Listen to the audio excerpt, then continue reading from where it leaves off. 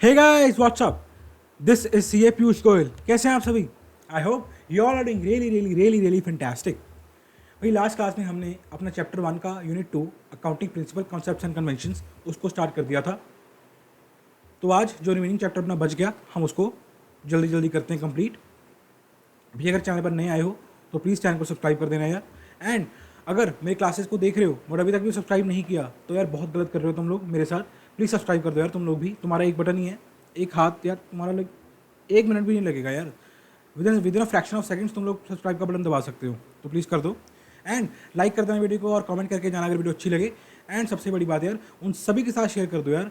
This is very really important. उन सभी के साथ शेयर कर दो जिनका भी अटैम्प्ट आ रहा है सितंबर में, जैन में या ऑनवर्ड्स, जो भी आई मीन टू से सी ए फाउंडेशन के लिए प्रिपेयर कर रहे हैं, सो दैट यार वो स्टूडेंट्स भी अपनी अकाउंटिंग की प्रिपरेशन बहुत इफेक्टिव वे में कर सकें। राइट, ठीक है भाई, चलते हैं अपनी क्लास की तरफ, सीधा करते हैं शुरू। तो देखिए लास्ट क्लास में मैंने आपको यहाँ तक करवा दिया था, कॉस्ट कंसेप्ट तक हमने कर दिया था। अगर भी आपने वो वीडियो नहीं देखी तो पहले वो देखो यार, बिकॉज सीक्वेंस में देखना। अगर तुम लोग सीक्वेंस में नहीं देखोगे या स्किप करके देखोगे या फॉरवर्ड करके देखोगे तो देखो इसमें तुम्हारा लॉस है। मैं डे 1 से यही कह रहा हूँ, बिल्कुल भी लेक्चर को स्किप मत करना। बिकॉज लाइक ये 11th और 12th क्लास की स्टडी नहीं करवा रहा मैं सी ए फाउंडेशन के बच्चों को पढ़ा रहा हूँ। एक एक कॉन्सेप्ट इंपॉर्टेंट है यहाँ पे एग्जामिनेशन परस्पेक्टिव से, सो प्लीज़ गाइस उसको अंडरस्टैंड करो तुम लोग भी। तो भी लास्ट क्लास में मैंने कॉस्ट कंसेप्ट तक हमें कंप्लीट करवा दिया था तुम लोगों को। आज की क्लास अपन स्टार्ट करेंगे यहाँ से, रियलाइजेशन कॉन्सेप्ट से। भी क्या कहता है रियलाइजेशन कॉन्सेप्ट, क्या कहता है सर, क्या मतलब है इस कॉन्सेप्ट का? आइए देखते हैं। The realisation concept states that the change in assets value are recorded only when they are realised. भाई ये कंसेप्ट हमें ये कह रहा है कि भाई सर, जब तक आप एसेट को सेल नहीं करते, जब तक आप एसेट को सेल नहीं करते, मतलब रियलाइज का मतलब जब तक आप एसेट को सेल नहीं करते, आप एसेट को डिस्पोज ऑफ नहीं करते, तब तक आप एसेट की वैल्यू में चेंज नहीं कर सकते। देखो हमने देखा था कि यार एसेट की जो एसेट है उसको हम रिकॉर्ड करते हैं उसकी कॉस्ट के ऊपर, हिस्टोरिकल कॉस्ट के ऊपर। जो इससे रिसेंट कॉन्सेप्ट हम पढ़ के आ रहे हैं कॉस्ट कॉन्सेप्ट, उसमें यही तो पढ़ा था अपन ने। हमने क्या पढ़ा था कि भाई जो एसेट को हम रिकॉर्ड करेंगे बुक्स ऑफ अकाउंट में, वो उसकी कॉस्ट के ऊपर करेंगे। जो हमारी एक्विजिशन कॉस्ट है, जितनी हमारी परचेज कॉस्ट है, जो हमारा खर्चा हुआ, ठीक है। बट देखो ऐसा तो नहीं है कि भी एसेट उसी वैल्यू पे रहेगा। अब लैंड है, तुमने 10 साल पहले एक लैंड खरीदी, लेट्स वो 10 लाख में, राइट। अब आज 2025 चल रहा है, ठीक है। अब 10 साल बाद उसकी ऐसा थोड़ी कि उसकी वैल्यू 10 लाख की होगी, क्या पता उसकी वैल्यू भी बढ़कर 25 लाख होगी हो या 30 लाख होगी हो। बट बुक्स में तो तुम्हारी वो 10 लाख के ऊपर ही तो आ रहा है, बिकॉज मैंने देखा था भाई कि हिस्टोरिकल कॉस्ट के ऊपर ही आता है और हम एसेट की वैल्यू को चेंज नहीं करते। तो एक उसी के बारे में बात करता है ये कंसर्न कि भाई अगर तुमने एसेट की वैल्यू को चेंज करना है, देखो for instance if an asset historical cost is 5 lakh, हमने 5 लाख के ऊपर इसको रिकॉर्ड ऑलरेडी किया हुआ है अपनी बुक्स ऑफ अकाउंट में, and its current value rises to 15 lakh, जैसे मैंने एग्जांपल ली 25 लाख वाली, right. This increase is not recorded until it is actually realised. ये हम तब तक भाई रिकॉर्ड नहीं करेंगे जब तक ये रियलाइज ना हो सके। रियलाइज कब होगा? अच्छा ये रियलाइज कब होगा? 15 लाख रुपये जब तुम एसेट को सेल करोगे, डिस्पोज ऑफ करोगे, तभी तो रियलाइज होगा ना यार। मैंने एसेट को सेल किया, ठीक है ना, मैं मार्केट में अगर देखो ये इस एसेट को बेचने जाऊंगा तो इसकी मार्केट वैल्यू क्या है, करंट वैल्यू क्या है? 15 लाख रुपये है, 5 लाख थोड़ी ना है। मैं 15 लाख में बेचूंगा इस एसेट को, तभी मैं रियलाइज़ कर सकता हूँ, तभी मैं इस वैल्यू को रिकोगनाइज कर सकता हूँ अपनी बुक्स ऑफ अकाउंट में, राइट। हम बुक नहीं करते प्रॉफिट अपना कि भी देखो हमारा एसेट का रेट हो गया 5 लाख से, 15 लाख में बिका एसेट, तो 10 लाख का हमारा क्या आ गया? Profit on sale of fixed assets. यही करते हैं अपन। तो उस चीज़ के बारे में बात करता है कि जब तक हम एसेट को, जब तक ये रियलाइज़ नहीं हो जाता जो करंट वैल्यू है, तब तक हम एसेट की जो करंट वैल्यू है उसको एडजस्ट नहीं करेंगे करंट वैल्यू पर, वो हिस्टोरिकल कॉस्ट पे ही चलता रहेगा, राइट। हालांकि भाई जो इकोनॉमिस्ट हैं अपने, they criticize this concept arguing that it causes the value distortion and reduces the relevance of accounting information. क्या बात है भाई, बिल्कुल सही। अब तुम मेरी बात सुनो यार, अकाउंटिंग का पर्पस क्या था? Decision making. जो अपन के यूजर्स हैं, इन्वेस्टर्स हैं, इंप्लॉइज हैं, क्रेडिटर्स हैं, बैंक हैं, फंड प्रोवाइडर्स हैं, जो भी यूजर्स हैं अपन के, उनको वैल्यू प्रोवाइड करना, उनको एक ऐसी अकाउंटिंग इन्फॉर्मेशन देना जो कि बिल्कुल सही अकाउंटिंग इन्फॉर्मेशन हो, सो दैट वो डिसीजन ले सके, राइट। अब लैंड 10 साल पहले खरीदी थी, वो तुमने बुक रिकॉर्ड की हुई है बुक्स में 5 लाख में। अब आज के डेट में वैल्यू की अगर मैं बात करूँ तो वो लैंड कितने की होगी? 15 लाख रुपए की। बट तुम्हारी बुक्स में तो 5 लाख की आ रही है।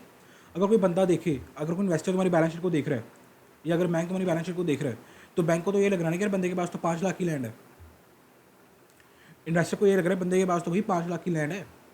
बट असल में उन दोनों को ये नहीं पता कि यार इस लैंड की जो वैल्यू है, करंट वैल्यू है, वो 15 लाख रुपया हो चुकी है। बिकॉज वो लैंड 10 साल पहले खरीदी थी अपन ने, राइट।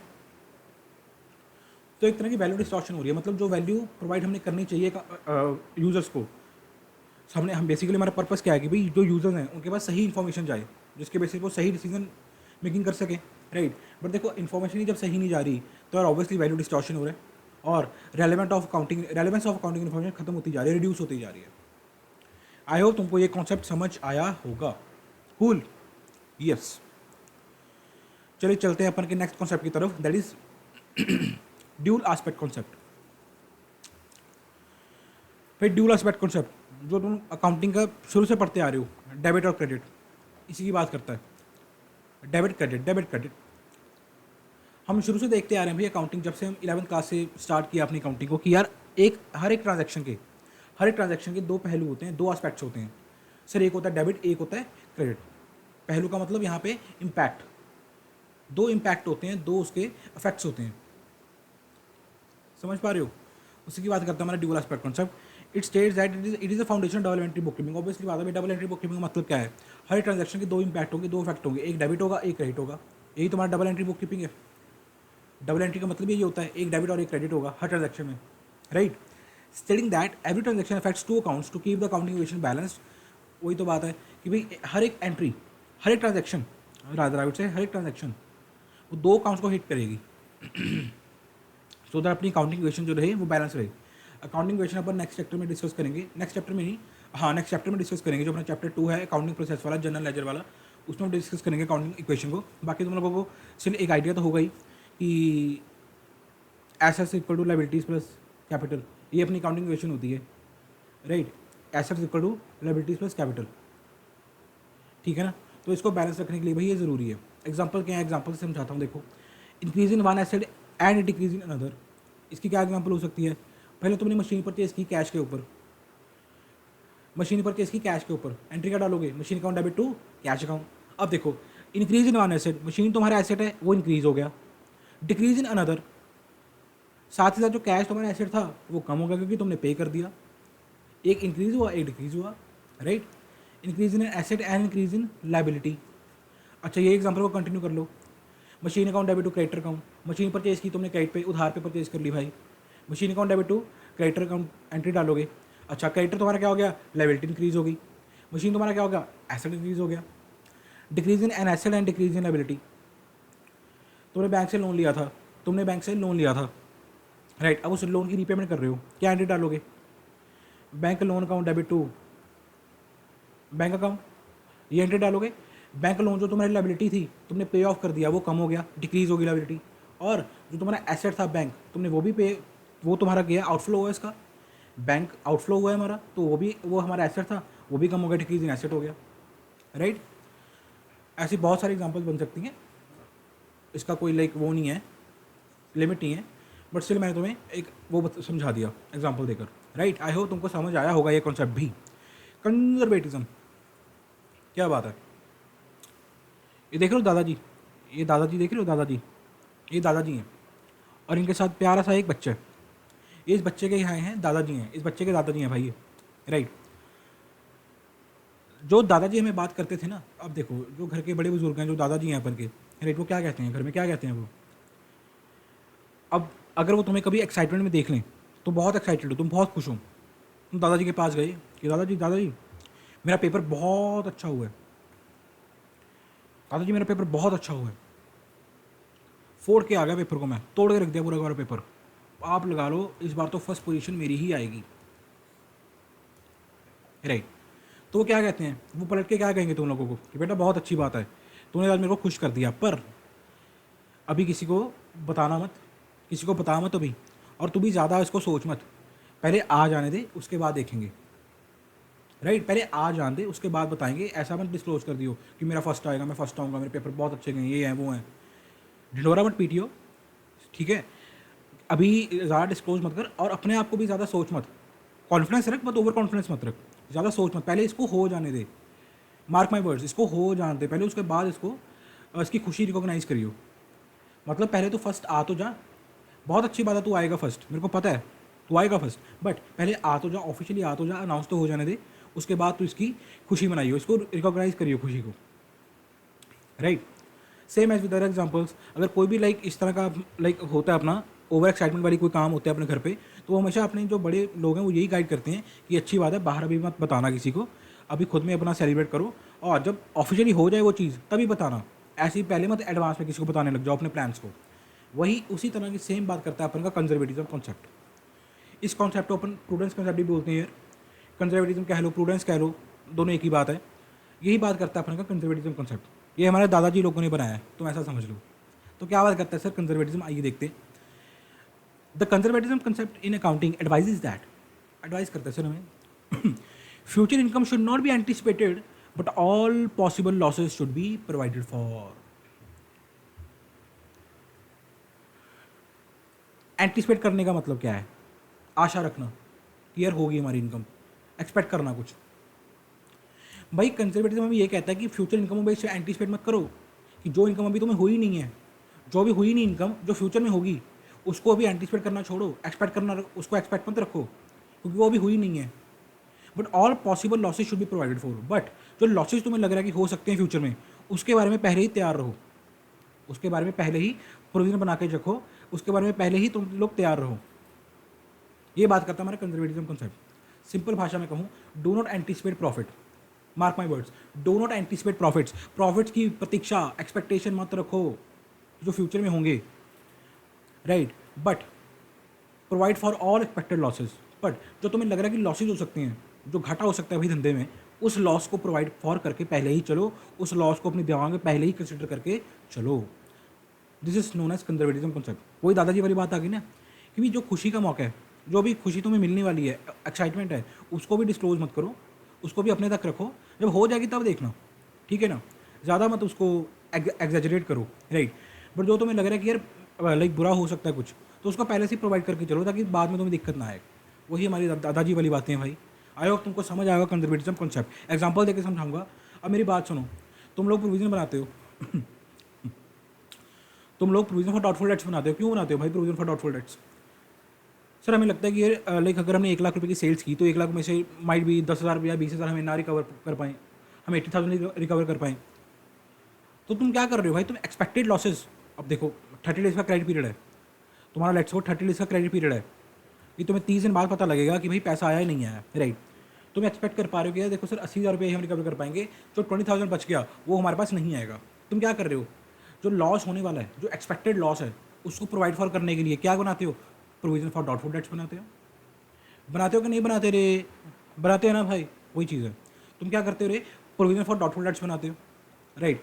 ये इसी वजह से बनती है, जो हम बनाते हैं ना प्रोविजन फॉर डाउटफुल डेट्स और कोई प्रोविजन, वो इसी प्रोविजन इसी कॉन्सेप्ट की वजह से बनती है, कंजर्वेटिज्म कॉन्सेप्ट की वजह से, कि प्रॉफिट को एक्सपेक्ट मत करके चलो, बट लॉसेज हैं उनको एंटिसिपेट करके चलो, प्रोवाइड फॉर करके चलो, राइट। और तो और क्लोजिंग स्टॉक, तुमने देखा होगा भाई क्लोजिंग स्टॉक, जब तुम अकाउंटिंग करते थे अपनी अर्ली क्लासेस में, तुमने क्या देखा था कि एक तो कॉस्ट दी होती थी, एक दी होती थी एनआरवी। अच्छा, हमारी टीचर ये पढ़ाती थी हमें कि भाई बेटा जो भी दोनों में से कम हो ना, कॉस्ट और एनआरवी, विचएवर इज लोअर, उसको क्लोजिंग स्टॉक की वैल्यू मान लेना। क्यों क्यों कहते थे वो ऐसा, क्यों कहते थे वो ऐसा? जबकि मार्केट वैल्यू, जबकि अगर हम इसको रियलाइज़ करने जाएँ मार्केट में तो हमें ज़्यादा मिलती थी। वो इसी कंसेप्ट की वजह से कहते थे, कंजर्वेटिज्म कंसेप्ट की वजह से, कि भाई ना जो चीज़ अभी तुम्हें रियलाइज़ ही नहीं हुई, अभी तुम्हें रियलाइज़ ही नहीं हुई, जो चीज़ अभी तुमने अभी देखो, तुम एक्सपेक्ट कर रहे हो कि यार इतने में तो बिक ही जाएगा एनआरवी, मेरे को लग रहा है इतने में तो सेल हो ही जाएगा, बट अभी हुआ तो नहीं ना, तो उसको पहले ही एंटिसिपेट मत करो फ्यूचर इनकम को। दैट्स वाई भाई इसको विच एवर इज लोअर पे हम वैल्यू करते हैं, कॉस्ट और NRV which ever is lower, ताकि भाई हम जो इनकम होने वाली है उसको एंटिसिपेट मत करें, पहले से जो लॉसेज हो सकते हैं, जो लॉस हो सकता है उसको प्रोवाइड फॉर करके चलें, राइट। मैंने multiple asset valuation available, the lower value है चूजन, वही बात एसेट्स पे लगती है। अगर एक एसेट है तुम्हारा, उसकी तुम वैल्यू करवा रहे हो, 4 अलग अलग वैल्यू डाली, कोई कह रहा है 1 लाख, कोई कह रहा है 2 लाख, कोई कह रहा है 1.5 लाख, कोई कह रहा है 70,000, तो भैया तुम 70,000 ही लोगे, यू विल टेक 70,000। क्यों? To do prudence concept. मैं कह रहा हूँ अगर फ्यूचर में प्रॉफिट होगा तो बहुत अच्छी बात है, हो गया बहुत बढ़िया बात है, बट हम उसको एक्सपेक्ट नहीं करके चलेंगे, राइट। आई होप तुम्हें समझ आया होगा क्या क्वालिटी कैरेक्टरिस्टिक्स हैं, क्या खूबी है इस कॉन्सेप्ट की भाई। प्रूडेंस, प्रूडेंस का मतलब यही होता है कॉशियस रहना, राइट। न्यूट्रलिटी, अनबायस्ड जजमेंट हो भाई रिकॉर्डिंग में, मतलब जो पोटेंशियल लॉसेज हैं उसको भी रिकॉग्नाइज कर रहे हो, एंड एक्सक्लूडिंग अनरियलाइज गेंस, मतलब जो लॉसेज हैं उसको रिकॉग्नाइज कर रहे हो भाई तुम लोग, और जो गेंस हैं उसको रिकॉग्नाइज नहीं कर रहे, वही सिमिलर केसेज है, न्यूट्रलिटी कह लो, ठीक है, या प्रूडेंस कह लो। उसके बाद faithful presentation, reflect realistic asset value without over statement. Obviously बात है, जब तुम कॉल, अब देखो स्टॉक की वैल्यू है तुम्हारी, क्लोजिंग स्टॉक है तुम्हारा, उसकी कॉस्ट है उसकी 70,000, बट एनआरवी उसकी आ रही है भाई 1,00,000 रुपया, तो तुम लोग क्या कर रहे हो, लोअर वैल्यू उठाओगे, because whichever is lower. अब इससे क्या हो रहा है, ओवर स्टेटमेंट नहीं हो रही किसी भी एसेट की। समझ पा रहे हो? ओवर स्टेटमेंट कब होती है, जब हम इसको 1,00,000 रुपये भी रिकॉर्ड करते हैं। ओवर स्टेटमेंट जो वैल्यू उससे ज़्यादा रिकॉर्ड कर रहे हैं, ओवर रिकॉर्ड कर रहे हैं। समझ पा रहे हो? आई होप तुमको ये पॉइंट्स भी क्लियर हुए होंगे। इंपॉर्टेंस इन्वेस्टर्स क्या है, क्या इन्वेस्टर्स, क्या इंपॉर्टेंस इन्वेस्टर्स के लिए, prevent misleading optimism in financial statements. वही बात है कि देखो ओवर स्टेटमेंट नहीं होती, अगर ओवर स्टेटमेंट करके चलते तो मिसलीड करती financial statements. Help investors make inform decision by recognising future losses early. Obviously बात है भाई, जब तुम्हें लग रहा है कि यार मेरे को फ्यूचर में लॉस हो रहा है, तुम एक्सपेक्ट कर पा रहे हो आज की डेट में ही कि यार 2 महीने बाद मेरे को लॉस हो रहा है, तो आज तुम उसको पहले प्रोवाइड फॉर कर लोगे। तुम्हें लग रहा है कि डेटर से मेरे को पैसा नहीं आएगा 2 महीने बाद, तो 2 महीने की वेट क्यों करना, आज ही तो प्रोविजन बना लेना, आज ही तो प्रोविजन बना के उसको लॉस बुक कर ले, राइट। तो अगर ऐसा हम करेंगे तो ऑब्वियसली भाई इन्वेस्टर इन्फॉर्म डिसीजन ले सकते हैं। सपोज अगर तुम्हारा कोई इन्वेस्टर आज बैलेंस शीट देख रहा है, तुम्हारा इन्वेस्टर भैया आज अगर बैलेंस शीट को एनालाइज कर रहा है, ऐसे P&L को एनालाइज कर रहा है, ठीक है, तुमने आज ही प्रोविजन बना दी उसकी, तुमने आज ही प्रोविजन बना दी, जो 2 महीने बाद पता लगेगा एक्चुअल में क्या होगा, ठीक है। तो इन्फॉर्म डिसीजन ले सकते हैं ना कि यार बंदे का एक्सपेक्टेड है कि यार लॉस उसको इनकर करना पड़ सकता है, बिजनेस को लॉस हो सकता है, घाटा हो सकता है, ठीक है ना। तो इन्फॉर्म डिसीजन बनाएगा कि यार इन्वेस्ट करूँ या ना करूँ। सपोज तुमने प्रोविजन बनाई ना होती, तुम्हें बैलेंस शीट बिल्कुल क्लीन होती और वो पैसा लगा देता अपनी कंपनी में, और कल को तुम्हें लॉस हो गया तो भाई उसका तो पैसा डूब गया ना यार, वो कहेगा यार ये क्या हो गया। तो इसकी वजह से भाई एक क्लियर पिक्चर मिलती है इन्वेस्टर को भी, right. Avoiding recording profit before they actually earn. वही बात है भाई, जब तक हमें रियलाइज़ नहीं होता प्रॉफिट, अब तब तक हम उसको रिकॉग्नाइज नहीं करेंगे बुक्स ऑफ अकाउंट में।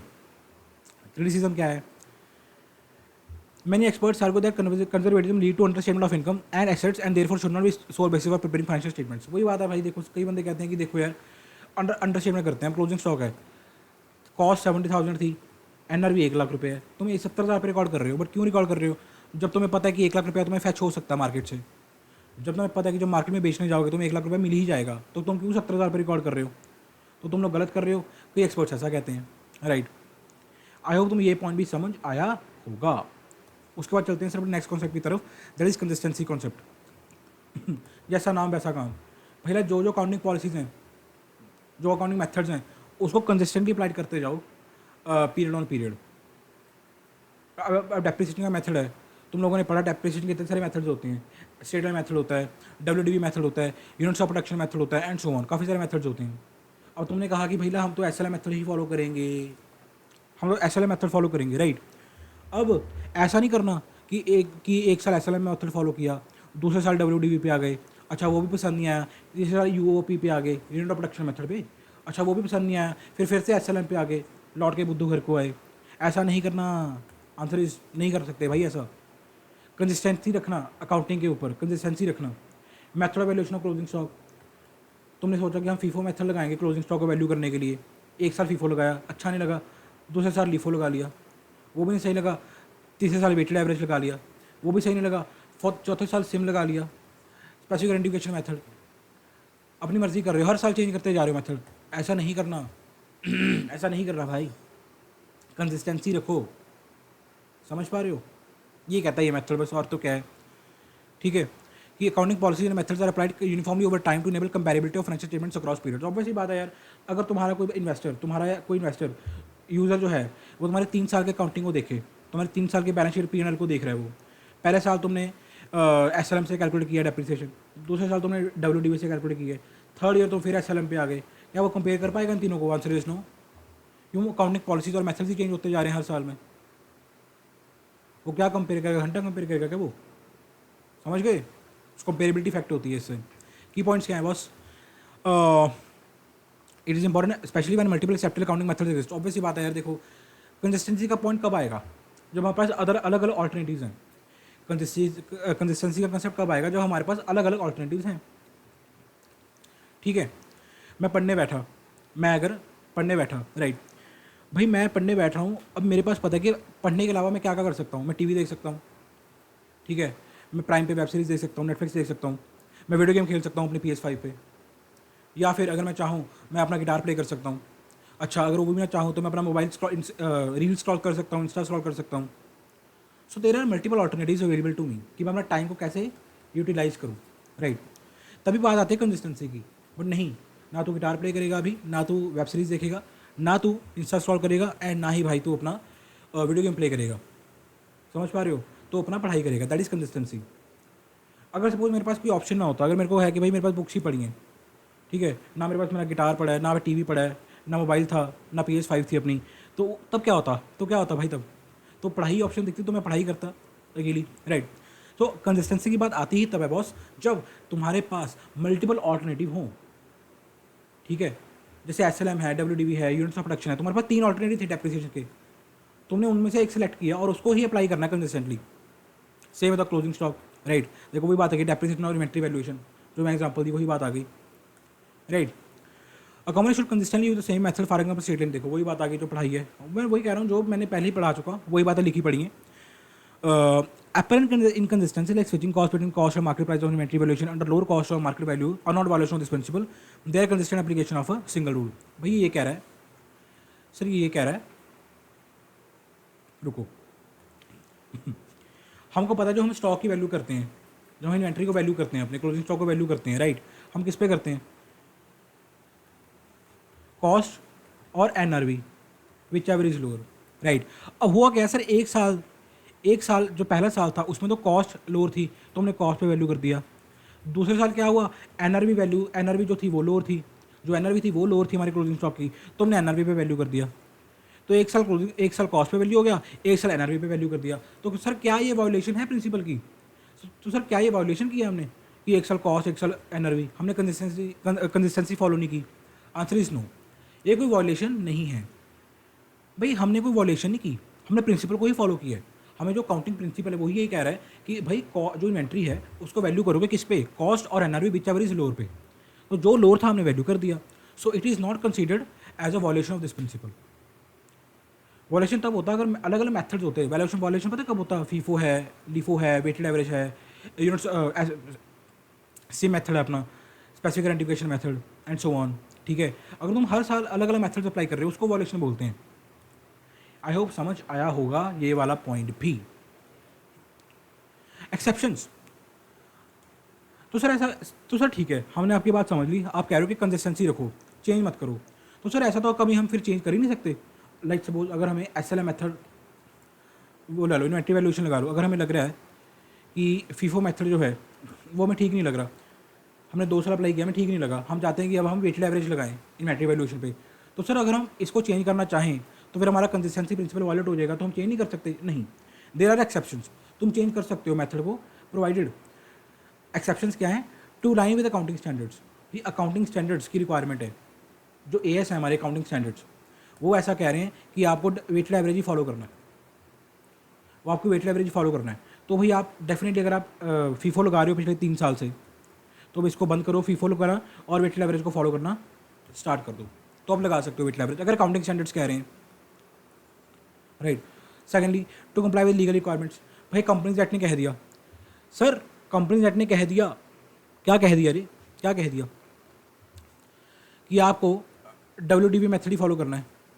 लेट्स सपोज कंपनीज एक्ट ने ये कह दिया, ठीक है, और आप कर रहे हो SLM मेथड डेप्रिसिएशन का पिछले 3 साल से, तो उसको बंद करो, अब WDV स्टार्ट करो। क्यों भाई? लॉ नहीं कह दिया, लॉ से ऊपर थोड़ी ना अकाउंटिंग, लॉ से ऊपर थोड़ी ना भाई अकाउंटिंग। अब शेड्यूल 3 में जो फॉर्मेट दिया हुआ है बैलेंस शीट P&L का, वही तो बनाते हो तुम लोग, वो भी तो लॉ बता रहा है। तो सर लॉ को हम ओवरराइड नहीं कर सकते, अगर लॉ की रिक्वायरमेंट है तो हम कर सकते हैं चेंज। और new method gives a more true and fair view to change circumstances. देखो अगर तुम्हें ऐसा लग रहा है कि यार जो नया मेथड हम फॉलो करने जा रहे हैं, हम पहले फीफो फॉलो कर रहे थे, बट अगर हम वेटेड एवरेज फॉलो करते हैं इन्वेंट्री का, तो वो ज़्यादा क्लियर प्रेजेंटेशन देता है, एक अच्छी पिक्चर देता है, ज़्यादा मीनिंगफुल प्रेजेंटेशन देता है काउंटिंग इन्फॉर्मेशन की, तो तुम डेफिनेटली अपना मेथड को चेंज कर सकते हो, राइट। आई होप तुम लोगों को समझ आया होगा कंसिस्टेंसी प्रिंसिपल भी। कूल कूल कूल, ये आते हैं हम नेक्स्ट कॉन्सेप्ट की तरफ से, दैट इज मटेरियलिटी। ये ये कंसेप्ट क्या कहता है? क्या कहता है sir materiality concept?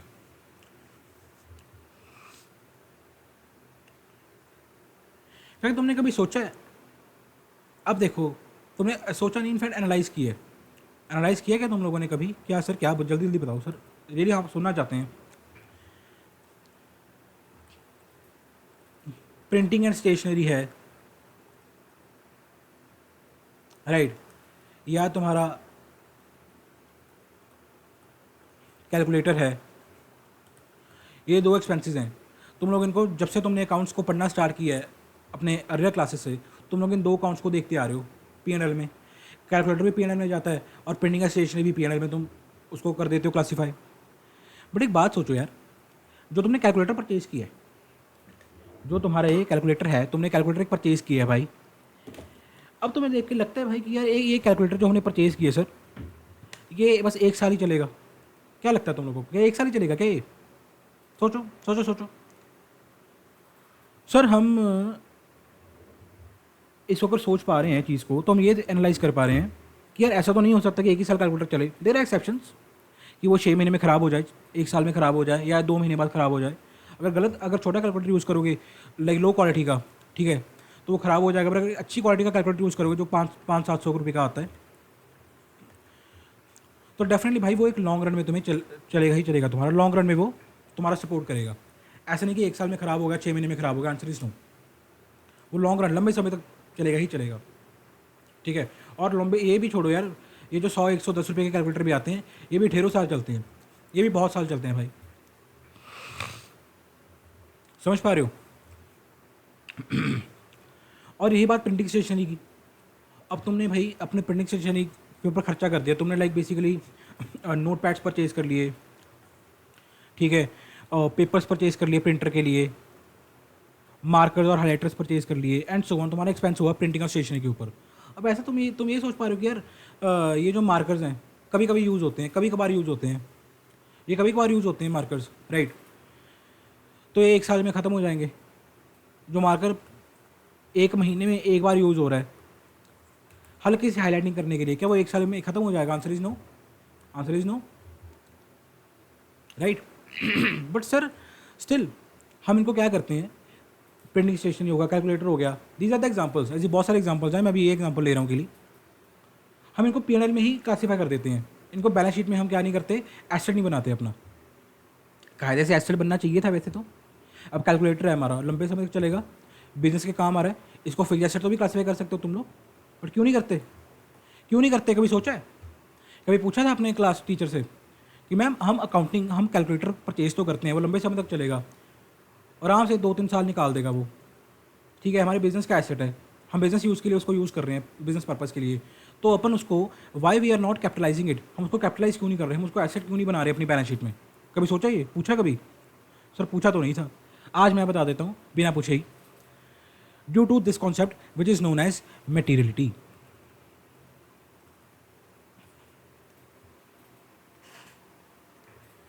Boss, imagine a company जिसकी जो टर्नओवर है, मान तो सेल्स है जो उसकी, राइट, उसकी टर्नओवर है, सेल्स है, लेट्स सपोज भाई वो 10 करोड़ की है।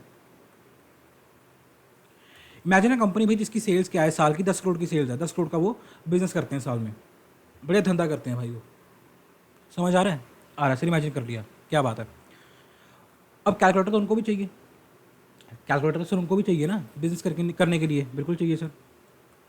हिसाब किताब कैसे लगाएंगे अपने बिजनेस का? उन्होंने कैलकुलेटर परचेज़ किया, लेट्स वो 2-3 कैलकुलेटर परचेज़ किए उन्होंने, 700 रुपये का एक था, तो 2100 हो गया भाई। लेट्स सपोज उन्होंने 2100 रुपये के कैलकुलेटर परचेज़ किए, 3 कैलकुलेटर 700 रुपये के, बढ़िया वाले कैलकुलेटर परचेज़ किए। कह 10 करोड़ का धंधा कर रहे हैं सर, तो कैलकुलेटर तो एक अच्छा वाला होना चाहिए हमारे पास। अब इमेजिन द थिंग, तुमको पता है वो कैलकुलेटर लंबा चलेगा, वो बहुत दूर तक जाएगा, बट तुम सोचो उनकी बैलेंस शीट को। अब बैलेंस शीट को इमेजिन करके देखो, अब इमेजिन करो बैलेंस शीट, 10 करोड़ की कंपनी है, लेट्स वो जो एसेट्स और लाइबिलिटीज़ आ रही होंगी, लाइबिलिटीज़ एसेट्स, इमेजिन करो लाइबिलिटीज़ और एसेट्स को, राइट। यहाँ पे एसेट्स में जहाँ बड़े बड़े एसेट्स आ रहे हैं, मशीन 2 करोड़ की, ठीक है, बिल्डिंग 15 करोड़ की, वहाँ पे एक छोटा सा कैलकुलेटर दिख रहा है तुम्हें 2100 रुपये का। इमेजिन सोचो, जहाँ बड़े बड़े एसेट्स आ रहे हैं, एक मशीन आ रही है 2 करोड़ की, बिल्डिंग आ रही है 15 करोड़ की, वहाँ पे तुम्हारे 3 कैलकुलेटर आ रहे हैं सीधे से तुम्हारे पिद्दे से 3 कैलकुलेटर, छोटे से कैलकुलेटर्स आ रहे हैं 2100 रुपये के, कैपिटलाइज हुए पड़े। जब इनको तुम इन्वेस्टर के पास लेके जाओगे, जब इनको तुम यूजर्स के पास लेके जाओगे, वो क्या सोचेगा, यार एक जगह तो बड़े बड़े एसेट्स आ रहे हैं करोड़ों में, ये 2100 रुपये का एसेट कैपिटलाइज क्यों किया है, ये क्या मतलब। हमारी जो प्रेजेंटेशन है वो अच्छी नहीं लग रही, इट इज़ नॉट मीनिंगफुल। करोड़ों की बैलेंस शीट में 2100 रुपये का कैलकुलेटर क्या कर रहा है भाई, राज रायपुर से 700 रुपये का कैलकुलेटर, करोड़ों की बैलेंस शीट में भाई 700 रुपये का कैलकुलेटर क्या कर रहा है, क्या रेलेवेंस है उसकी, क्या रेलेवेंस है उसकी भाई। दैट्स वाई हम इसको क्या नहीं करते, एसेट नहीं रिकॉर्ड करते, बिकॉज ये जो अमाउंट है ये मटेरियल नहीं है, this amount is not material.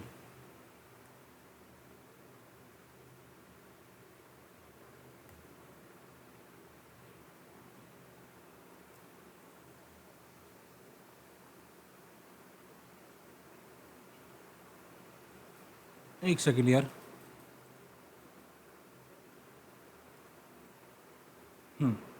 अब ठीक है,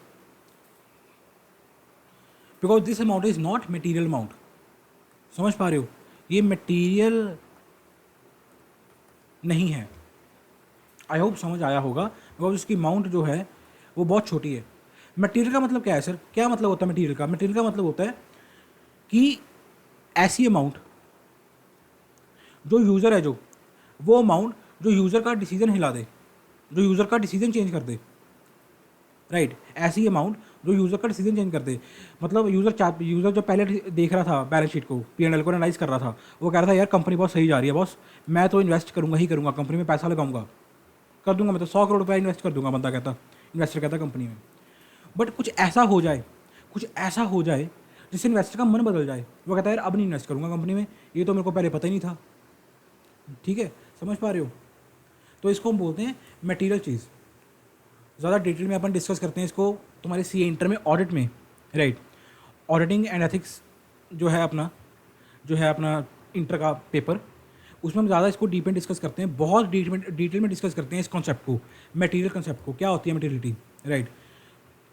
तो भाई थोड़ी देर वेट कर जाओ उस चीज़ के लिए, सितंबर में अपने एग्जाम्स क्लियर करो, जल्दी जल्दी इंटर में आ जाओ, ताकि तुम इस कॉन्सेप्ट को और डीप डाइव कर सको, राइट।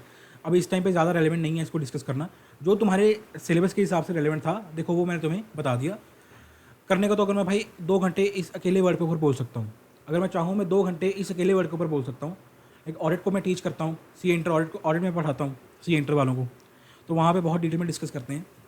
बट तुम्हारे लिए जितना रेलेवेंट था बॉस मैंने बता दिया, राइट, कि क्या है इस कॉन्सेप्ट का मतलब।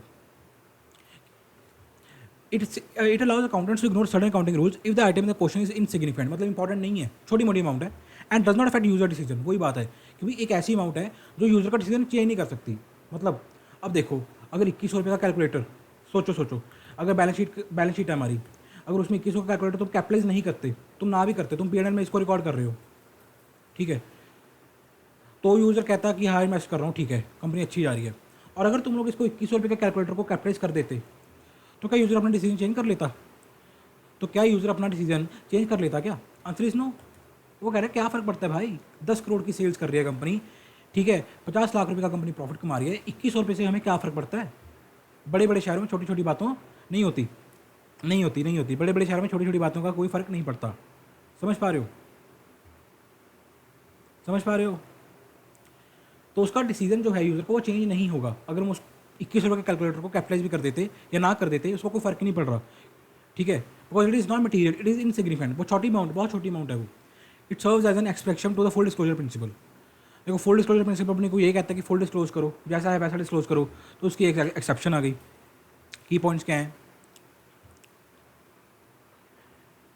Significant items is the economic impact must be disclose. Obviously बात है भाई, जिनका इकोनॉमिक इम्पैक्ट है, जिनका ज़्यादा इम्पैक्ट पड़ सकता है, उसको डिस्क्लोज करो। Insignificant items that only increase effort without adding value to user may be omitted. अब एक कैलकुलेटर था 2100 रुपीज़ का, ठीक है। अब अगर तुम उनको कैपिटलाइज करने जाते बुक्स में, अगर तुम उनको एसेट रिकॉर्ड करने जाते, ठीक है, तो उसके बाद तुम डेप्रिसिएशन चार्ज करते, फिर इसका नोट्स टू अकाउंट्स बनाते। देखो बेफालतू में तुम्हारा काम बढ़ गया, खाम का ही तुम्हारा काम बढ़ गया। पहले तुम एंट्री डालते calculator account debit to bank, इसको कैपिटलाइज करते, फिर हर बार डेप की एंट्री डालते, डेप टू कैलकुलेटर, फिर नोट्स टू अकाउंट्स बनाते अलग से इनका। तुम्हारा फालतू का काम बढ़ गया कि नहीं बढ़ गया? सर बिल्कुल बढ़ गया। अमाउंट छोटी सी थी, तो वही बात कह रहे हैं कि जो इनसिग्निफिकेंट अकाउंट्स हैं, इनसिग्निफिकेंट आइटम्स हैं, एक minute, that only increase effort, तो सर तुम्हारा काम बढ़ा रही हैं without adding value to the user. User को कोई घंटा फर्क नहीं पड़ता कि पी&एल में डालो या बैलेंस शीट में डालो, तो अमाउंट बहुत छोटी है, तो क्यों करना है भाई? हम अकाउंटिंग इसके लिए कर रहे हैं, यूज़र ऑफ अकाउंटिंग इन्फॉर्मेशन के लिए। तो अभी यूज़र को नहीं फर्क पड़ रहा, तो हमें क्यों फर्क पड़ रहा है भाई? Answer is, I hope clear हो गया होगा। It is subjective and depends on the accountant judgement, common sense and description. Obviously बात है भाई, देखो मैं अगर बुक्स ऑफ अकाउंट मेंटेन कर रहा हूँ किसी की, तो मेरे लिए कोई चीज़ मटेरियल है या नहीं है वो मेरी अपनी जजमेंट है। अब मेरे को लग रहा है कि यार ये 2100 की अमाउंट मटेरियल नहीं है, क्या होता है सामने वाला अकाउंटेंट का नहीं भाई ये तो अमाउंट मटेरियल है। अब सोचो उस कंपनी के बारे में जिसकी टर्नओवर ही भाई 10 लाख रुपया हो साल की, ठीक है ना, 10 करोड़ नहीं 10 लाख है, क्या पता उसके अकाउंटेंट को लोग 2100 की अमाउंट भी हमारे लिए तो मटेरियल है, हम तो इसको कैपिटलाइज करेंगे बुक्स ऑफ अकाउंट में। तो it is on accountant judgement, हर बंदे की अपनी कॉमन सेंस के ऊपर है।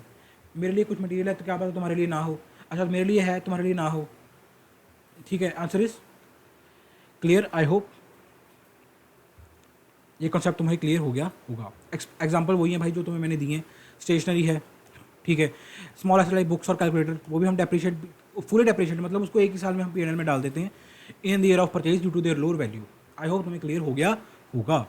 फैक्टर क्या ऐसे जो इन्फ्लुएंस करते हैं मटेरियलिटी को, मतलब जब तुम लोग किसी चीज़ को कंसिडर कर रहे हो कि यार ये चीज़ मटेरियल है या मटेरियल है, तो क्या क्या अपने फैक्टर्स अपने मद्देनजर रखोगे, क्या क्या फैक्टर्स हो सकते हैं? सबसे बड़ी बात होगी size and nature of the business, जैसे मैंने तुम्हें बताया कि भाई 10 करोड़ की टर्नओवर है या 10 लाख की टर्नओवर है, साइज पर डिपेंड करता है। अब 10 लाख वाले टर्नओवर के लिए क्या पता 2100 का कैलकुलेटर मायने ना रखता हो, राइट, 10 लाख वाले के लिए क्या पता वो मटेरियल हो। तो it depend on size and nature of the business, natural amount of the item. Obviously बात है भाई, पहली बात तो आइटम का परचेज कर रहे हो, कैलकुलेटर पिद्दा सा कैलकुलेटर परचेज कर रहे हैं छोटा सा, ठीक है, अमाउंट ही कुछ नहीं है सर, 700 रुपये का कैलकुलेटर है, तो it depends on the amount as well, amount पे तो डिपेंड करता है राइट आई वुड से, ठीक है। देखो सबसे पहले मैंने एग्जांपल जब समझाई तो क्या एग्जांपल लिया था कि सर मैंने 700 का कैलकुलेटर परचेज़ किया। याद करो मेरी एग्जांपल जो मैंने समझाई अभी कि 700 का मैंने 3 कैलकुलेटर परचेज़ किए 2100 रुपये के, राइट। उसके बाद इमेजिन करो कंपनीज की टर्नओवर 10 करोड़ रुपये है। यहाँ पे मैंने क्या किया, सबसे पहले मैंने क्या किया, अमाउंट को इमेजिन करवाया तुम लोगों को 700 रुपये इंटू 3। उसके बाद मैंने क्या करवाया, size and nature of the business को इमेजिन करवाया कि 10 करोड़ की टर्नओवर है उसकी, right. Information needs of decision maker, ये भी तो मैं एनालाइज करवा चुका हूँ इन्वेस्टर्स का कि वो कैसी इन्फॉर्मेशन चाहते हैं। इंडिविजुअल यूजर पर्सपेक्टिव, वही बात है भाई, material for one may be immaterial for another. I hope ये क्लियर हो गया होगा। उसके बाद भी तुम्हारे आते हैं, देखो तुम्हारे जितने भी अकाउंटिंग कॉन्सेप्ट्स थे, प्रिंसिपल्स थे, कन्वेंशन थे, वो सब हम कंप्लीट कर चुके हैं, they are done and dusted, खत्म हो चुके हैं। उसके बाद ये तुम्हें एमसीक्यू में भी आ सकता है एक पॉइंट, फंडामेंटल अकाउंटिंग एग्जम्पशन हम किसे बोलते हैं। हमने इतनी सारी एग्जम्पशंस कंसेप्ट पढ़े, प्रिंसिपल्स पढ़े, कन्वेंशंस पढ़े, ठीक है ना, हम फंडामेंटली किसे बोलते हैं, कौन सी फंडामेंटल अकाउंटिंग एग्जम्पशंस हैं, राइट। ये 3 इनको याद रखना, ये एमसीक्यू में तुम्हें पूछ सकता है। GCA माने तो going concern consistency and accrual, going concern consistency and accrual. Paper में तुम्हें ये इस तरह क्वेश्चन आ सकता है 3 नंबर में कि डिस्क्राइब फंडामेंटल अकाउंटिंग एग्जम्पशंस। तो अगर तुम्हें पता ही नहीं होगा कि फंडामेंटल अकाउंटिंग इतनी सारी एग्जम्पशंस तुमने पढ़ी, कंसेप्ट्स पढ़े, प्रिंसिपल पढ़े, एग्जम्पशंस पढ़ी, सब कुछ पढ़ा तुमने, राइट, बट अगर तुम्हें पता ही नहीं होगा, अगर तुम्हें पता ही नहीं होगा, राइट, कि क्या है, कौन सी 3 इन सारी कंसेप्ट्स में से कौन सी 3 एग्जम्पशन में लिखनी है, तो भाई आते आते भी तुम्हारे मार्क्स कट जाएंगे। तो इसको याद रख लेना, 3 फंडामेंटल अकाउंटिंग एग्जम्पशंस हैं, GCA, going concern consistency and accrual. I hope तुम्हें क्लियर हो गया होगा, right, yes sir, great great. अब देखो तो मैं हल्का सा एग्जांपल भी देना चाहूँगा। वैसे तो देखो ये जो 3 टर्म्स हैं, कंसेप्ट्स हो गए, प्रिंसिपल्स हो गए, कन्वेंशंस हो गए, हम इनको इंटरचेंजेबली यूज़ करते हैं जैसे हमें पहले ही बताया, ठीक है ना, बट स्टिल मैं तुम्हें डिफरेंशिएट करके बताया था कि तीनों में डिफरेंस क्या है। और तुम्हें मैं एग्जांपल भी कहा था कि मैं तुम्हें एग्जांपल भी दूंगा जो कंसेप्ट पढ़ा रहा हूँ। अब देखो जैसे अपन का ये कंसेप्ट हो गया, गोइंग कंसर्न हो गया, तुमने पढ़ा, गोइंग कंसर्न तुम्हारी क्या है, एजम्पशन है। It is an example of accounting concept. Accounting concept क्या था, फंडामेंटल एजम्पशन थी। गोइंग कंसर्न तुम्हारी क्या है, एजम्पशंस। कि भाई मैं जूम करके चल रहा हूँ कि बिजनेस तो चलेगा ही चलेगा। मैंने अकाउंटिंग अभी स्टार्ट नहीं की, और मैं ज्यूम करके चल रहा हूँ कि बिजनेस तो भी लंबे समय तक चलेगा ही चलेगा। It is an example of your accounting concept, because ये एक तरह की एजम्पशन है, राइट। ऐसी कंसिस्टेंसी क्या है, कंसिस्टेंसी क्या है, ये भी एग्जाम्पशन है तुम्हारी। देखो तुमने नीचे अभी तीनों एग्जाम्पशंस को पढ़ा कि तीन तुम्हारी फंडामेंटल अकाउंटिंग एग्जाम्पशंस हैं। गोइंग कंसर्न जैसे एक्रूवल कि हम एज्यूम करके चल रहे हैं कि भाई जो बुक्स ऑफ अकाउंट है वो एक्रूवल बेसिस पे मेंटेन की गई हैं, जो बुक्स ऑफ अकाउंट है वो कंसिस्टेंसी बेसिस पे मेंटेन की गई हैं और बिजनेस चलता रहेगा, दैट इज गोइंग कंसर्न है। ये तुम्हारी क्या है, एजम्पशंस है। और एजम्पशन माने तो अकाउंटिंग कॉन्सेप्ट, ये तुम्हारी अकाउंटिंग कॉन्सेप्ट की एग्जाम्पल होगी। अच्छा, प्रिंसिपल की एग्जाम्पल देता हूँ। मैचिंग कंसेप्ट, ये तुम पढ़ते हो ना, मैचिंग कंसेप्ट कहाँ गया, yes, it is an example of your accounting principle. अगर बिल्कुल मैं टेक्निकल उसमें जाऊँ, ये तुम्हारी अकाउंटिंग प्रिंसिपल की एग्जाम्पल है। क्यों भाई, जब मैं अकाउंटिंग करने गया तो मेरे को कुछ दिक्कत आई, it act as a guide कि ये भाई जो जो खर्चे तेरे को उस रेवेन्यू को ऑन करने के लिए लगे हैं ना, जो जो एक्सपेंसेस तूने इंकर किए हैं उस रेवेन्यू को जनरेट करने के लिए, उसको तो उसी पीरियड में रिकॉर्ड करेगा, ये हमें गाइड करता है। सो it is an example of matching concept. क्या है, एक तरह की एग्जाम्पल है अकाउंटिंग प्रिंसिपल की। और रही बात प्रूडेंस की, प्रूडेंस क्या है, कंजर्वेटिव, कंजर्वेटिव में कह लो, प्रूडेंस कह लो, ये एग्जाम्पल है अपनी अकाउंटिंग कन्वेंशन की। क्यों, बड़े बुजुर्ग पुरातन साल से चलते आ रहे हैं, ट्रेडिशन है हमारा, it is a customary practice, परंपरा है हमारी सर, कि पहले जो लॉ अभी इनकम हुई नहीं है, जो भी इनकम हमें हुई नहीं है फ्यूचर में होगी, हम उसको रिकॉग्नाइज नहीं करेंगे, बट लॉसेज को हम पहले प्रोवाइड फॉर करके चलेंगे, जैसे हमारे बड़े बुजुर्ग दादाजी कहते हैं। Is an example of convention. I hope भाई अब तक का चैप्टर तुम्हें समझ आया होगा, राइट। बहुत तुम्हें लाइक डीप में समझाया मैंने अकाउंटिंग कॉन्सेप्ट इस चैप्टर को यार, ताकि तुम्हें बिल्कुल भी कोई डाउट ना हो, राइट। डेफिनेटली भाई कमेंट करके जाना यार, डेफिनेटली कमेंट करना कि तुम्हें कैसा लगा, मज़ा आया नहीं आया यार, क्या तुम्हारे कॉन्सेप्ट, तुम्हारे लॉजिक्स क्लियर हुए। जहाँ जहाँ कुछ कुछ शेडी एरियाज थे, गैप था जहाँ पे तुम्हारी इन्फॉर्मेशन में, नॉलेज में, कि डेप्रिसिएशन क्यों चार्ज करते हैं, क्लोजिंग स्टॉक को लोअर वैल्यू पे क्यों वैल्यू करते हैं, लोअर ऑफ कॉस्ट और NRV which ever is lower, ठीक है, क्या ये कंसेप्ट तुम्हारे क्लियर हुए। ये थोड़े जो भी और लॉजिक्स मैंने दिए हैं तुम्हें चैप्टर में, डेफिनेटली बताना कि मज़ा आया नहीं आया, राइट। लास्ट टॉपिक पे चलते हैं अपन इस चैप्टर के, that is financial statements. Easy topic है, ज़्यादा कुछ है नहीं। फाइनेंशियल स्टेटमेंट्स क्या है रे sir, balance sheet, P&L, cash flow, notes accounts, यही तो है फाइनेंशियल स्टेटमेंट्स, और नहीं तो क्या, यही तो है।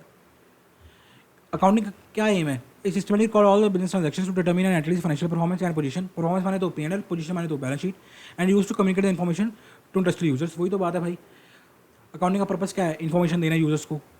FS such as balance sheet, P&L, cash flow serve as primarily means of conveying the information. Obviously बात है, मैंने पहले डे अकाउंटिंग में क्या, पहले चैप्टर में क्या पढ़ा था, जो यूनिट 1 पर कंप्लीट करके आ रहे हैं, मीनिंग स्कोप ऑफ अकाउंटिंग, उसमें क्या पढ़ाया था भाई मैंने, कि यार इन्वेस्टर तुम्हारा जर्नल नहीं देखेगा।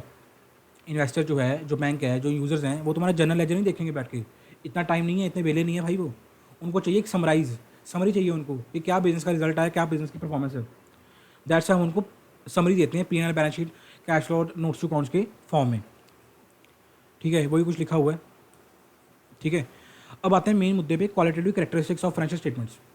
कि भाई एक फाइनेंशियल स्टेटमेंट में, जो फाइनेंशियल स्टेटमेंट्स तुम लोग प्रिपेयर करते हो भाई, उसके क्या क्या, उसकी क्या क्या कैरेक्टरिस्टिक्स हैं, क्या क्या फीचर्स हैं उसके, मतलब वो कैसी होनी चाहिए, इसका मतलब वो कैसी होनी चाहिए।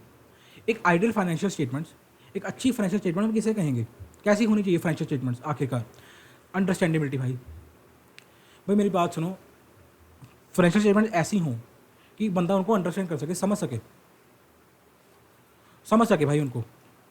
अगर कोई बंदा उनको समझ ही नहीं पा रहा तो क्या वो घंटा एनालाइज करेगा क्या। कोई बंदा अगर उसको समझ ही नहीं पा रहा तो एनालाइज क्या करेगा, और जब तक एनालाइज नहीं करेगा कुछ इंटरप्रेट नहीं करेगा, और जब तक इंटरप्रेट नहीं करेगा तो क्या कम्युनिकेट करेगा, और जब तक कम्युनिकेट नहीं करेगा तब तक डिसीजन मेकिंग नहीं होगी, तब तक डिसीजन मेकिंग नहीं हो सकती तब तक। So they should be understandable, समझ आए बंदे को, meaning it should be easily comprehensible to users who have a reasonable knowledge of business, economics and accounting, and who review the information due care. फिर जिनको नॉलेज है business की, जो management हो गई, बैंक्स हो गए, इन्वेस्टर्स हो गए, गवर्नमेंट हो गई, एम्प्लॉयज़ हो गए, ठीक है, जिनको थोड़ी सी भी नॉलेज है, रीजनेबल नॉलेज भी है, वो भी समझ सके, ऐसी होनी चाहिए फाइनेंशियल स्टेटमेंट्स। रेलेवेंस, इनका मतलब क्या है भाई, कि financial information must be useful for decision making. हमारा पर्पस क्या है बेसिकली फाइनेंशियल स्टेटमेंट्स को प्रिपेयर करने का? क्यों पर्पस है, क्यों करते हैं हम अकाउंटिंग?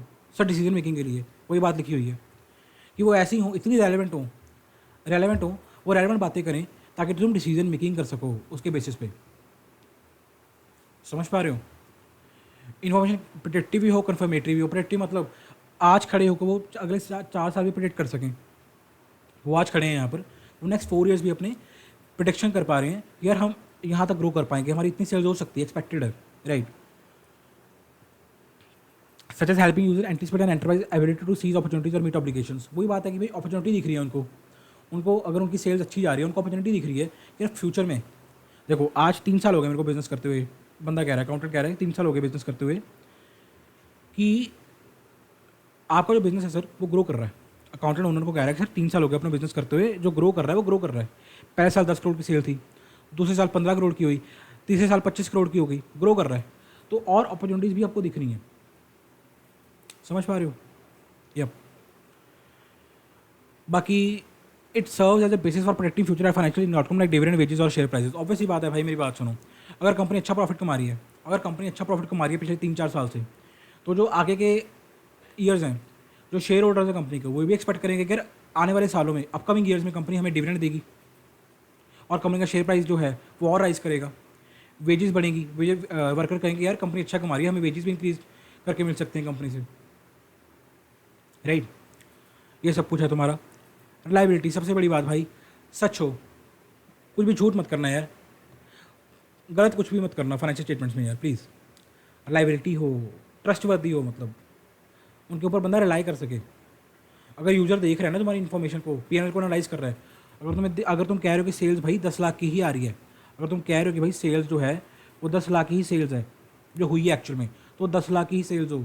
ऐसा ना हो कहीं कि सेल तुम्हारी 5 लाख की हो, तुमने जानबूझ के दिखा दी 10 लाख की, विंडो ड्रेसिंग कर दी। पढ़ते थे ना तुम लोग विंडो ड्रेसिंग, कि जैसी पोजीशन है, जैसी परफॉर्मेंस है एक्चुअल में, वैसी नहीं दिखाना, उससे कुछ बढ़ा चढ़ा के दिखाना, दैट इज विंडो ड्रेसिंग।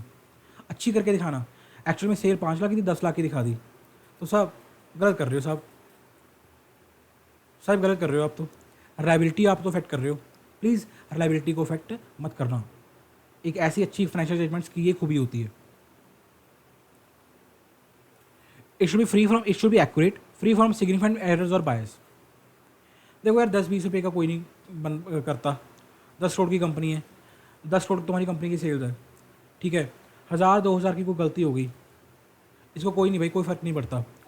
अगर 1000-2000 रुपये की गलती हो गई, या मैं कह रहा हूँ 10-15 हज़ार रुपये की गलती भी हो गई, तो कोई फ़र्क नहीं पड़ता भाई। समझ पा रहे हो?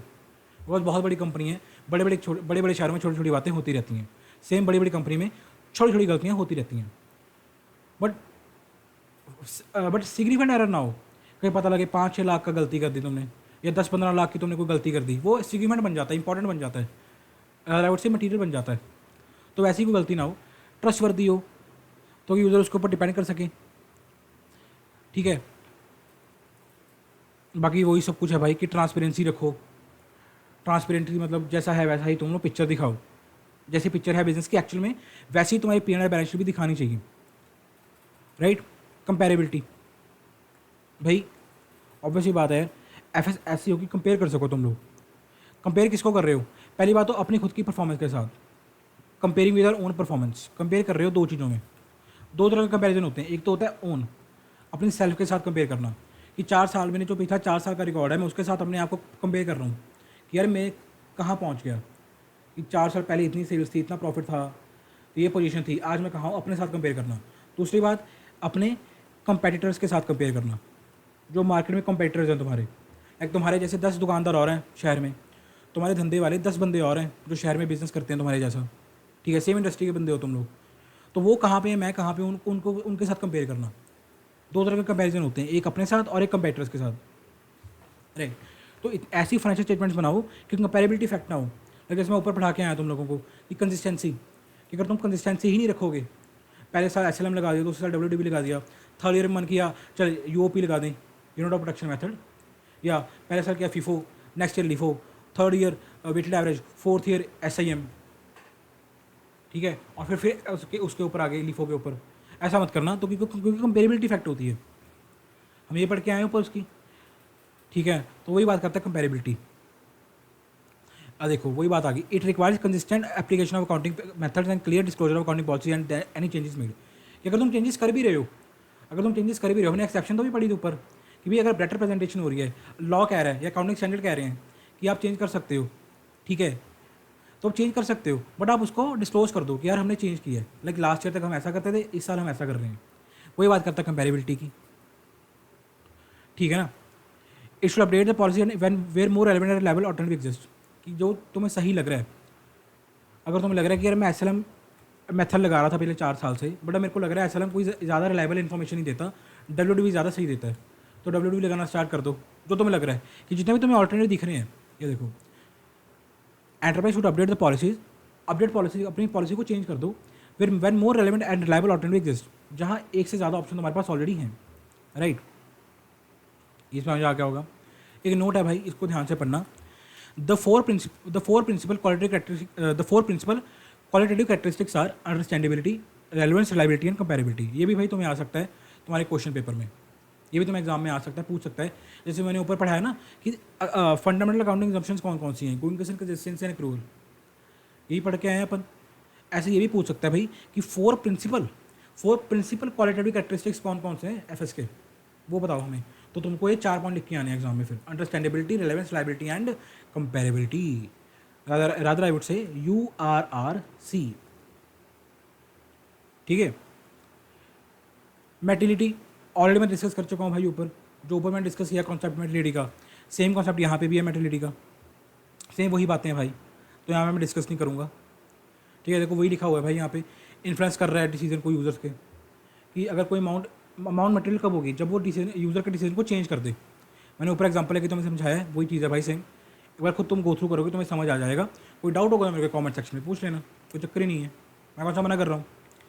Faithful representation same as liability. अच्छा, फेथफुल का मतलब क्या होता है, फेथफुल का मतलब सर ट्रस्टवर्दी। हम कहते हैं ना मुझे इस पर फेथ है, भरोसा है मुझे इस पर।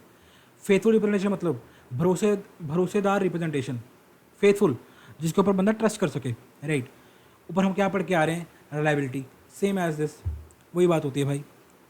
It must actually represent the actual events and transaction it intends to depict. ये जो एक्चुअल में हुई हैं इवेंट्स, अगर 5 लाख की ही सेल हुई है एक्चुअल में, तो भाई 5 लाख की सेल ही दिखाओ, उसको एग्जैजरेट, उसको बढ़ा चढ़ा के 10 लाख मत दिखाओ, जो एक्चुअल में हुई है उसी को दिखाओ, ठीक है। वो क्या कहता है कि डेटा जो एंटर कर रहे हो, जो अकाउंटिंग कर रहे हो, कंप्लीट हो, कुछ पा नहीं रहे, और एरर से फ्री हो, न्यूट्रल हो, मतलब बायस ना हो। बायस यही हो गया अपना कि 5 लाख दिखा के 10 लाख दिखा रहे हो, बायसनेस से फ्री हो, ठीक है। क्या मतलब होता है इसका, कि तुम ट्रस्ट कर सकते हो भाई एफएस के ऊपर। वही सब बातें जो ऊपर डिस्कस करके आ रहे हैं, आई होप क्लियर हो गया होगा। सब्सटेंस ओवर फॉर्म, इसको मैं डिस्कस करूंगा, पहले बाकी कंसेप्ट देखो। न्यूट्रलिटी, न्यूट्रलिटी का मतलब क्या है भाई, बायस से फ्री हो, बायस का मतलब क्या है, देखो बायस का नकर, if management chooses accounting policies and disclosure information in a way that benefits their own interest. वही बात आ गई भाई, बायस का मतलब क्या हो गया, कि मैनेजमेंट अपने हिसाब से अकाउंटिंग करवा रही है, एक्चुअल में जो एक्सपेंस हुआ, लेट्स सपोज एक्चुअल में जो एक्सपेंसेस इनकर किए कंपनी ने, रिपेयर मेंटेनेंस का एक्सपेंस इनकर किया कंपनी ने, एक्चुअल में खर्चा कितने का हुआ, 10 लाख का, लेट्स सपोज 10 लाख रुपए कंपनी ने खर्चा किया है रिपेयर के ऊपर, पर मैनेजमेंट को है कि भाई ऐसा कर, तो 25 लाख रुपए दिखा दे अकाउंटेंट, तो ऐसा कर 25 लाख रुपए दिखा दे रिपेयर मेंटेनेंस का खर्चा, 10 लाख ना दिखा। क्यों ऐसा क्यों कर रही है, so that they can reduce the tax liability, अपने टैक्स लायबिलिटी को रिड्यूस कर सकें। अच्छा, एक्चुअल में सेल हुई है हमारी 10 लाख की, हम दिखा कितने की हैं, 40 लाख की सेल दिखा रहे हैं हम। क्यों दिखा रहे हैं हम, ऐसा क्यों विंडो ड्रेसिंग कर रहे हैं, ताकि हम इन्वेस्टर्स को अट्रैक्ट कर सकें, ठीक है। तो ऐसा मत करना भाई, जो जेन्युइन परफॉर्मेंस है उसको ही दिखाना, राइट। प्रूडेंस ऑलरेडी मैं डिस्कस कर चुका हूँ, बड़े बुजुर्ग बहुत डिटेल में डिस्कस किया है, आई थिंक 10-12 मिनट मैंने कहीं लिए प्रूडेंस के ऊपर लगाए हैं। सेम चीज़ है, सेल्फ रीड करोगे तो मैं समझ आ जाएगा। फुल फेयर एडिक्वेट डिस्क्लोजर, वही बात है भाई, ऊपर हम डिस्कस करके आ रहे हैं, एक तो रिलायबिलिटी वाला पॉइंट, एक हम डिस्कस करके आ रहे हैं फेथफुल प्रेजेंटेशन वाला पॉइंट। वही बात है, सेम वही बातें करता है भाई, कि जो फुल है फेयर प्रेजेंटेशन दो, झूठ मूठ की बातें मत करो, जैसा एक्चुअल में हो वैसा ही करो तुम लोग, समझ पा रहे हो। और तो और मैं एक बार रीड करवा देता हूँ स्टिल तुम्हें। It means that no significant information is omitted, जो भी इन्फॉर्मेशन वो इंपॉर्टेंट थी तुमने उसको ओमिट नहीं किया, तुमने उसको रिकॉर्ड किया एफएस में, छोड़ा नहीं है, फेयर डिस्क्लोजर दी है। अच्छा, जो तुम नोट्स टू अकाउंट्स बनाते हो ना, हर चीज़ के नोट्स टू अकाउंट्स बनाते हो, हम सेल्स किया उसका नोट टू अकाउंट बना दिया, डेप्रिसिएशन की उसका नोट टू अकाउंट बना दिया, ठीक है, या और जो अपने नोट्स अकाउंट बनते हैं बथेरे सारे, बहुत सारे, वो इसकी वजह से बनते हैं, क्योंकि हम चाहते हैं भाई ऐसा ना हो कि बैलेंस शीट में हम अकेला दिखा दें कि हमारी डेप्रिसिएशन जो है वो 5 लाख की है। नो, हम नोट बनाएंगे पूरा का पूरा डेप्रिसिएशन का, और उसमें दिखाएंगे, हम डेप्रिसिएशन अकाउंट बनाएंगे नोट्स टू अकाउंट्स में कि ऐसे ऐसे डेप्रिसिएशन कैलकुलेट हुई है। इट मीन्स हम फुल डिस्क्लोजर दे रहे हैं, कंप्लीट डिस्क्लोजर ए टू जी, पूरा 100% डिस्क्लोजर दे रहे हैं, बस फंड ए टू जी पूरा डिस्क्लोजर दे रहे हैं, पूरा का पूरा, कुछ छुपा नहीं रहे, ठीक है, डिटेल इन्फॉर्मेशन दे रहे हैं तो अंडरस्टैंडेबल हो। This principle is often implemented through notes to account से, कोई बात आ गई कि जो नोट्स टू अकाउंट अपन बनाते हैं, जो नेक्चर बनाते हैं, ठीक है ना, उससे इंप्लीमेंट होता है ये प्रिंसिपल। अच्छा, ये प्रिंसिपल क्या इंश्योर करता है भाई, ये क्यों, हम ये क्या बताता है full fair and adequate disclosure हमें, it ensure transparency and accountability. Obviously ही बात है यार, जब तुम पूरी की पूरी इन्फॉर्मेशन दोगे, तुम नोट्स टू अकाउंट भी बना रहे हो, सब कुछ बना रहे हो, तुम ए टू जी इन्फॉर्मेशन दे रहे हो बंदे को, राइट, तो ऑब्वियसली जो ट्रांसपेरेंसी है वो बढ़ेगी फाइनेंशियल स्टेटमेंट्स की, बिल्कुल बढ़ेगी सर।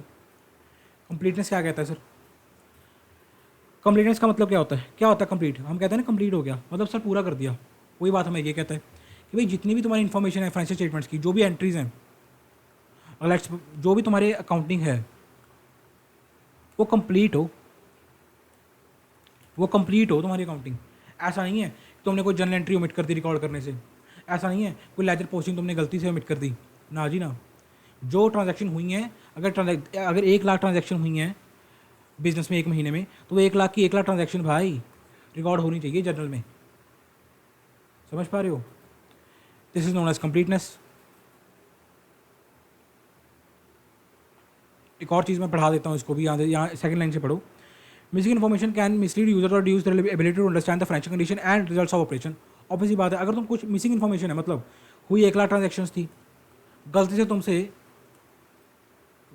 5-6 हज़ार ट्रांजेक्शन रिकॉर्ड होनी रहेगी, गलती से उमिट होगी सर, गलती से मिस्टेक, यही तो उम्र है गलती से मिस्टेक करने की। भाई तुमने तो गलती कर दी, तुमने तो इन्फॉर्मेशन रिकॉर्ड नहीं किया, बट क्या पता वो 5-6 ट्रांजेक्शन इतनी इंपॉर्टेंट हो, क्या पता वो 5-6 ट्रांजेक्शन इतनी इंपॉर्टेंट हो, 5-6 हज़ार ट्रांजेक्शन, ठीक है, कि जिससे यूज़र का डिसीजन बदल जाए, क्या पता वो इतनी इंपॉर्टेंट, इतनी सिग्निफिकेंस रखती हूँ, ठीक है। तो अगर तुम रिकॉर्ड नहीं करोगे सारी की सारी ट्रांजेक्शन्स को, या कुछ छोड़ दोगे, तो it can mislead the users, समझ पा रहे हो। For example disclosing contingent liabilities pending litigation और off balance sheet items add the completeness to the report. अच्छा, हम कॉन्टिजेंट लिबिलिटी को रिकोगनाइज करते हैं नोट्स टू अकाउंट्स में,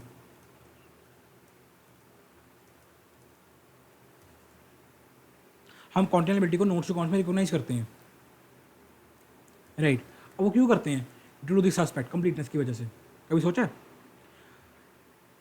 कंपनी के खिलाफ कोई केस चल रहा है, कंपनी के अगेंस्ट कोई केस चल रहा है कोर्ट में, राइट, कंपनी को लग रहा है कि सर हम वो केस हार जाएंगे और हमें पेनल्टी पे करनी पड़ सकती है 5 लाख रुपए की। अब केस का जो डिसीजन है वो तो जाने कब आएगा, अब आएगा, 6 महीने बाद आएगा, कब आएगा, you never know, right. But अगर तुम्हें लग रहा है, तुम्हें चांसेस लग रहे हैं कि भाई सामने वाला बंदा बहुत अच्छे एविडेंस दे के आ रहा है कोर्ट में, हम नहीं जीत पाएंगे केस को, तो भाई 5 लाख की पेनल्टी तुम्हें पे करनी पड़ सकती है, तुम्हें लग रहा है 80% चांसेस हैं कि पे करनी पड़ सकती है, तुम्हें लग रहा है 80 मत छोड़ो, मतलब भाई तुम लगा लो 40-50% चांसेस हैं कि हमें पे करनी पड़ सकती है, बट एट सेम टाइम तुम्हें ये भी लग रहा है कि यार क्या पता हम बच भी जाएं, यू नेवर नो, कि 40-50% चांसेस है कि हमें पे करनी पड़ सकती है पेनल्टी। तो तुम लोग क्या करते हो भाई, तुम लोग कॉन्टिजेंट लिबिलिटी को रिकॉग्नाइज कर लेते हो बुक्स ऑफ अकाउंट में, यू रिकॉग्नाइज सीएल, तुम लोग कॉन्टिजेंट लिबिलिटी को रिकॉग्नाइज करते हो अपनी बुक्स ऑफ अकाउंट में, राइट, ताकि यूज़र को ऐसा ना लगे कि यार कुछ छुपाया गया हमसे। यूज़र को कंप्लीट इन्फॉर्मेशन देते हो कि कौन कौन से केसेस हमारे ऊपर चल रहे हैं, क्या क्या हमें लिबिलिटी फेस करनी पड़ सकती है, कॉन्टिजेंट लिबिलिटी हो सकती है फ्यूचर में, एंड सो ऑन। पूरी कंप्लीट इन्फॉर्मेशन दो उसको, यूज़र को, जो बिजनेस की पूरी की पूरी पिक्चर है, पूरी पूरी पिक्चर है जो बिजनेस की, उसको कंप्लीट इन्फॉर्मेशन दो, कुछ छुपाओ मत उससे, तभी वो एक अच्छा डिसीजन ले पाएगा ना यार, तभी वो एक इन्फॉर्म्ड डिसीजन ले पाएगा, ठीक है। अब आते हैं अपने लास्ट कॉन्सेप्ट की तरफ भाई, that is substance over form. ये क्या कहता है प्रिंसिपल, ये क्या कहता है, ये प्रिंसिपल क्या कहता है, इसे मैं समझाना चाहूँगा थोड़ा और। इट सिंपली स्टेट्स, ये सिंपली बताता है भाई कि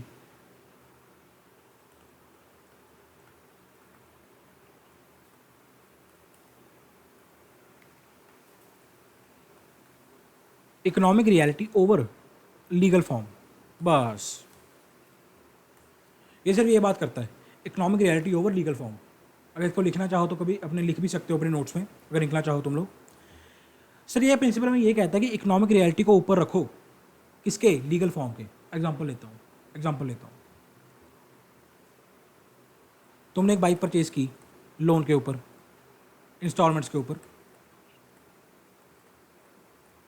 लेट्स सपोज 2 लाख रुपए की बाइक थी तो तुम लोगों ने परचेज की, राइट। इंस्टॉलमेंट्स के ऊपर तुमने परचेज किया, ठीक है जी, बिल्कुल ठीक है सर।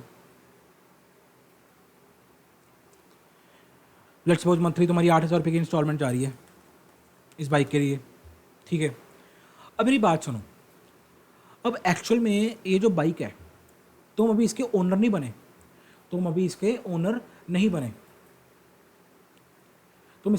बने, राइट। ज़्यादा रिवोट से तुमने बिजनेस के लिए बाइक परचेज़ की, तुम ये लगा लो तुमने बिजनेस यूज़ के लिए बाइक परचेज़ की, तभी समझा पाऊंगा। बिजनेस है भाई तुम्हारा, तुमने बिजनेस पर्पज़ के लिए बाइक परचेज़ की, ऐसा लगा लो, ठीक है। अब हाँ, अब तुम इस बाइक के ओनर नहीं बने अभी, बिकॉज तुमने अभी इसको इंस्टॉलमेंट परचेज़ की है, ठीक है। अच्छा, ओनर कब बनोगे, जब जब तुम लास्ट इंस्टॉलमेंट भी पे कर दोगे। किस्तों में तुमने बाइक निकलवा ली भाई शोरूम से, जब तक तुम लास्ट इंस्टॉलमेंट भी पे नहीं करते, तब तक तुम इस बाइक के ओनर नहीं बन सकते। क्लियर है सबको, इतना तो सबको पता होगा, राइट। बट सर हम बनेंगे तो इसके ओनर लास्ट इंस्टॉलमेंट पे, मतलब लीगल फॉर्म माने तो on legal papers, on paper legally, कि लीगली तो हम इसके ओनर कब बनेंगे, जब हम लास्ट इंस्टॉलमेंट पे कर देंगे। ऑन पेपर हम इसके ओनर कब बनेंगे, जब हम लास्ट इंस्टॉलमेंट को पे कर देंगे, राइट। बट रियलिटी क्या है, सर, रियलिटी क्या है, हम इस बाइक को चला रहे हैं, एंड मज़े कर रहे हैं सर, गेड़ी मार रहे हैं, सीढ़ी मार रहे हैं, सब कुछ कर रहे हैं, और तो और अपनी बैलेंस शीट में इसको कैपिटलाइज भी कर रहे हैं और उसके ऊपर डेप्रिसिएशन भी क्लेम कर रहे हैं। हम अपने एसेट साइड में इस बाइक को दिखा भी रहे हैं और उसके ऊपर डेप्रिसिएशन भी क्लेम कर रहे हैं। हम ऐसा क्यों करते हैं, एक्चुअल में हमारी जो बाइक है वो हम अभी उसका ओनर नहीं बने, लीगली हम उसका ओनर नहीं है ऑन पेपर, बट हम स्टिल उसको एसेट दिखाते हैं अपना और डेप्रिसिएशन माइनस करते हैं। क्यों करते हैं, because of this concept that is substance over form, because of this concept only, that is substance over form, which states कि इकोनॉमिक रियलिटी क्या है। देखो तुम उसका ओनर तो देखो, तुम चला रहे हो, तुम उसको यूज़ कर रहे हो, तुम उसको तुम यूज़ कर रहे हो भाई, तुम उसके ओनर बन चुके हो। अगर रियलिटी की बात करें, ठीक है ना, तुम्हारे शोरूम अपने तुम्हारी दुकान पे खड़ी है वो बाइक, ठीक है ना, तुम बिजनेस के लिए यूज़ कर रहे हो, दिन रात उसको घुमा रहे हो, गेड़ी छेड़ी मार रहे हो, तुम यूज़ कर रहे हो, तो रियलिटी क्या है भाई, यूज़ तुम कर रहे हो, बट पेपर में तुम कब बनोगे ओनर, अब लास्ट इंस्टॉलमेंट पे कर दोगे। बट अकाउंटिंग क्या कहती है कि जो इकोनॉमिक रियलिटी है हम उसको ऊपर रखेंगे, किसके, लीगल फॉर्म के ऊपर। तो रियलिटी तो यही, तुम यूज़ कर रहे हो तो तुम्हारा एसेट बनना चाहिए और तुम उसके ऊपर डेप्रिसिएशन भी क्लेम कर सकते हो। This is substance over form, ठीक है। एक बार रीड करवा देता हूँ। Accountants capture the economic substance of transaction rather than just their legal form, जैसे मैंने बताया। This principle ensure that FS reflect the true intent and effect of the transactions. True intent वो बंदा बताए, ट्रू इंटेंट बताए FS, कि जैसे true picture है हमारी बिजनेस की वो बताए, राइट। अब देखो, तुम जो अपना बिजनेस है तुम उसमें बाइक यूज़ कर रहे हो, ठीक है ना, सपोज तुम लोग लगा लो भाई तुम डिलीवरी के लिए बाइक यूज़ कर रहे हो, गुड्स की डिलीवरी करने के लिए तुम वो बाइक यूज़ कर रहे हो जो तुमने 2 लाख रुपए की परचेज़ की है, let's suppose, right.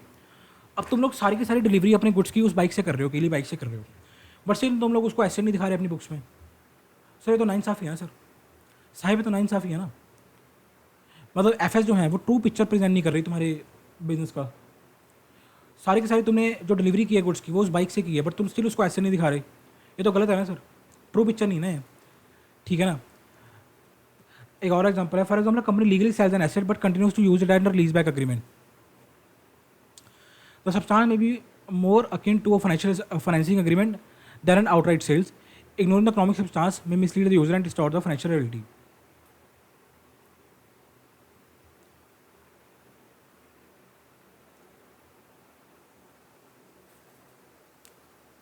Cell and lease back समझा देता हूँ तुम्हारी example. Sale and lease back, मैंने क्या किया ये भाई, मेरे पास एक एसेट पड़ा है, लेट्स सपोज मेरे पास मशीन पड़ी है एक, राइट, लेट्स सपोज 20 लाख रुपए की।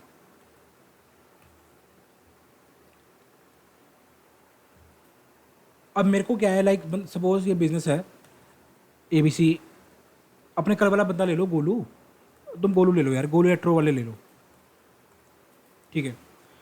लेट्स सपोज उसके पास एक मशीन पड़ी है जो कि जिसकी कीमत है कितनी, 20 लाख रुपया। पर भाई गोलू को अभी कुछ पैसे की ज़रूरत है, गोलू को अभी कुछ पैसों की ज़रूरत है, राइट। गोलू चाहता है उसको कुछ पैसे मिल जाएं, बट गोलू पैसे लाए कहाँ से, बिजनेस उसका अच्छा नहीं चल रहा, सेल हो नहीं रही, बिजनेस अच्छा चल नहीं रहा उसका, तो गोलू कहाँ से पैसे लाए। तो गोलू ने सोचा यार ऐसा करता हूँ, मैं अपनी मशीन को सेल कर देता हूँ कि 20 लाख रुपए मेरे को रिकवर हो जाएंगे मार्केट से, मैं अपनी मशीन को सेल कर देता हूँ मार्केट में। बट गोलू कहता है यार अगर मैं मशीन सेल कर दी, अगर मैंने मशीन सेल ही कर दी, ठीक है, तो मैं कमाऊँगा कैसे भाई, तो मैं कमाऊँगा कैसे। जो बिज़नेस अभी अच्छा बड़ा चल भी रहा है, थोड़ा बहुत जितना भी चल रहा है, ठीक है, ऐसे अच्छा चल रहा है, ज़्यादा बुरा भी नहीं चल रहा, तो मैं कमाऊँगा कैसे अगर मुझे मशीन सेल कर दी। तो गोलू ने एक स्कीम सोची, गोलू ने क्या कहा, गोलू गुच्चू, ये गोलू और गुच्चू दोनों आपस में दोस्त हैं, गुच्चू गोलू का फ्रेंड है। गोलू ने क्या किया, अपनी जो मशीन है उसको सेल कर दिया 20 लाख में अपने दोस्त गुच्चू को, उसने सेल कर दिया।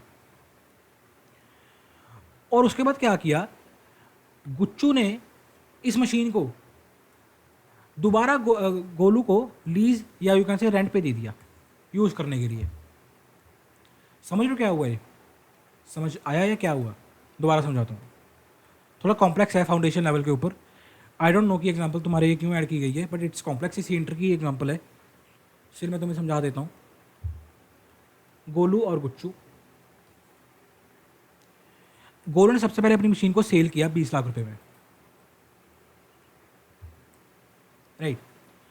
बदले में क्या किया, अब देखो गोलू ने सेल कर दिया 20 लाख में, गोलू के पास पैसा तो होगा 20 लाख रुपया, that is fine. But Golu कहता है अगर मेरे पास मशीन रही नहीं तो मैं अपना धंधा कैसे करूँगा, अपना बिजनेस करूँगा कैसे मैं, बिकॉज मेरे पास तो मशीन ही नहीं है, और जब तक मेरे पास मशीन नहीं है अपना बिजनेस कैसे करूँगा मैं, क्योंकि वो मशीन मेरे को चाहिए, वो मेरे को बहुत यूज़फुल है मेरे बिजनेस में, राइट। तो गुच्चू ने क्या किया, गुच्चू कहता तो रुक, गुच्चू ने वही मशीन इसको लीज पे दे दी, rather you can say rent पे दे दी यूज़ करने के लिए। अब देखो हुआ क्या, गोलू को पैसा भी मिल गया 20 लाख। देखो इसने जब सेल किया मशीन तो इसके पास 20 लाख रुपया तो अपना कैश में आ गया या बैंक में आ गया। गोलू का जो पैसा, जो गोलू की जो फंड की रिक्वायरमेंट थी कि उसको कैश चाहिए, टेम्परेरी फंड्स चाहिए, 20 लाख रुपया चाहिए, और गोलू की वो कंडीशन भी पूरी हो गई कि उसके पास पैसा आ गया 20 लाख रुपया। सेकेंडली वो क्या चाहता था, उसके पास मशीन हो ताकि यूज़ कर सके, तो उसके दोस्त गुच्चू ने क्या किया, उसी मशीन को उसको रेंट पे दे दिया, जो कि मंथली गोलू क्या करेगा, मंथली इंस्टॉलमेंट्स पे करता रहेगा गुच्चू को। तो ये एक तरह की क्या ट्रांजैक्शन हुई है, क्या ये लीज की ट्रांजैक्शन हुई है, क्या ये रेंट की ट्रांजैक्शन हुई है। आंसर इज, लग तो ऐसा रहा है कि सर रेंट की ट्रांजैक्शन हुई है, कि गुच्चू ने अपनी मशीन रेंट पे दे दी गोलू को, जो गोलू यूज़ कर सके। बट अगर तुम ध्यान से देखो, it is a financing arrangement, it is a financing arrangement, ये कोई लीज ट्रांजैक्शन नहीं हुई, it is a financing arrangement.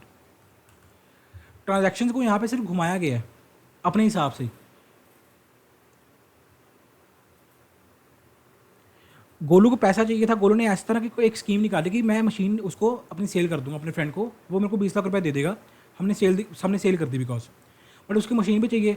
उसके ही फ्रेंड ने क्या किया, उसको लीज कर दिया, उसको रेंट पे दे दिया वही मशीन, उसने रेंट पे भी दे दी।